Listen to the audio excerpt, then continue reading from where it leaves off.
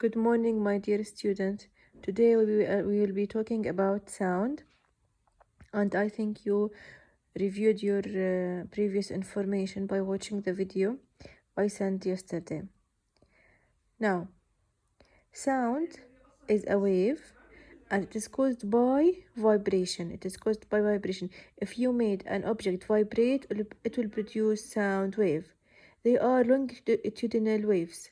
Longitudinal means that they move back and forth. They move back and forth, so they are longitudinal. They move back and forth in the particles, and this thing you see it in the video because they make, like we said before, areas of compression and areas of refraction, and the direction of propagation is parallel to the direction of the media they are propagating in. Okay, so sound waves are waves that can be caused by vibrating object. Okay, by vibrating objects you can produce sound wave, and they are longitudinal waves.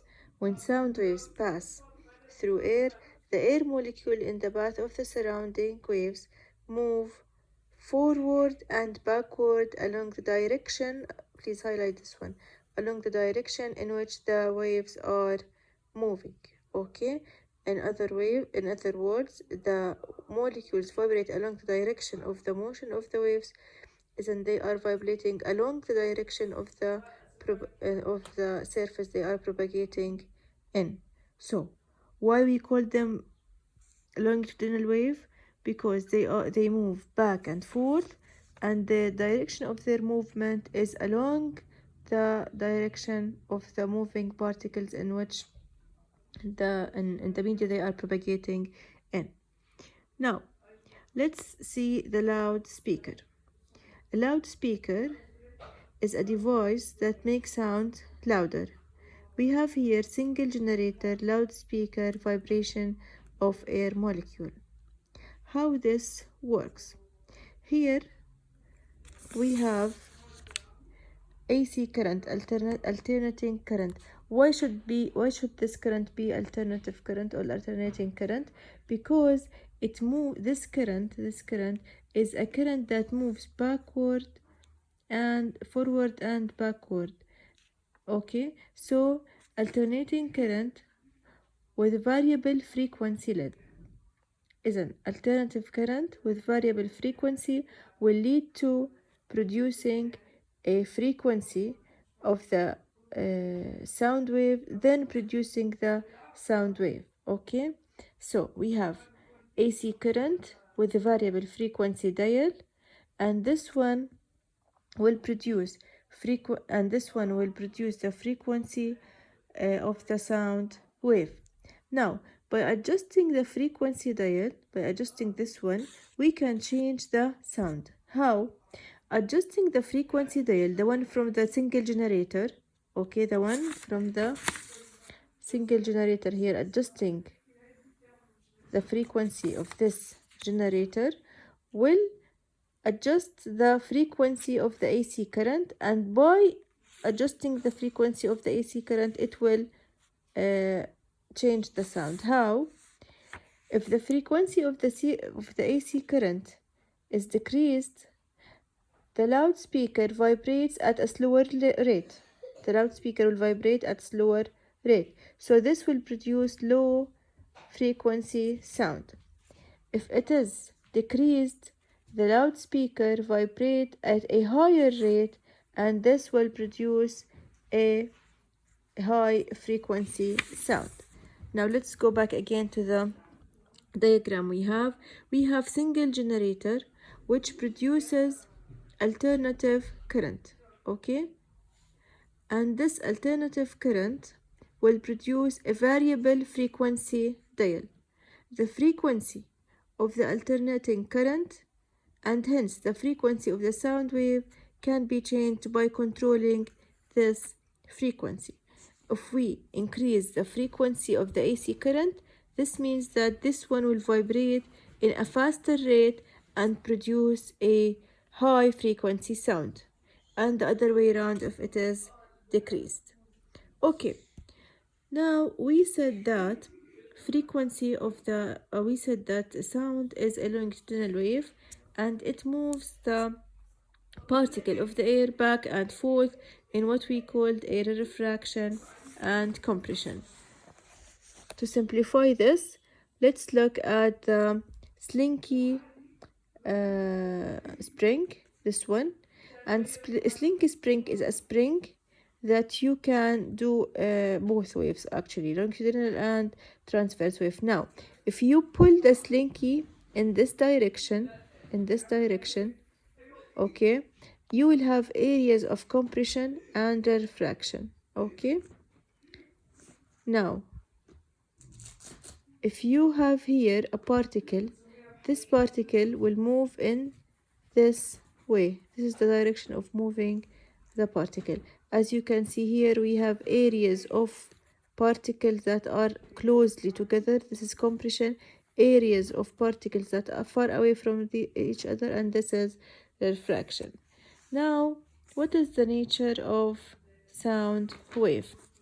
Let's demonstrate it by this queue of boys. If these boys are standing in a queue in this way, then here a boy come and push them.